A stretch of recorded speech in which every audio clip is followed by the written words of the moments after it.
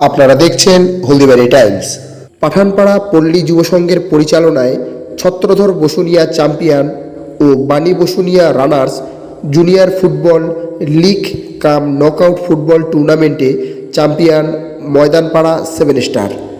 রবিবার ক্লাব ময়দানে ফাইনাল খেলায় পরস্পর মুখোমুখি হয় ময়দানপাড়া 7 স্টার বনাম নবীন সংঘ জুনিয়র হুদুমডাঙ্গা। নির্ধারিত সময়ে 1-0 গোলে নবীন সংঘ জুনিয়র হুদুমডাঙ্গাকে হারিয়ে চ্যাম্পিয়ন হয় ময়দানপাড়া 7 স্টার।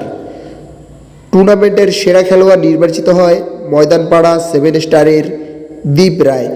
পুরস্কারগুলি তুলে দেন বিশিষ্ট ক্রীড়াপ্রেমী চিন্ময় কুমার রায়, পঞ্চায়েত সমিতির সদস্যা জুই বর্মন মল্লিক, ক্লাব সভাপতি ভূপেন রায় বসুনিয়া সহ অন্যান্যরা।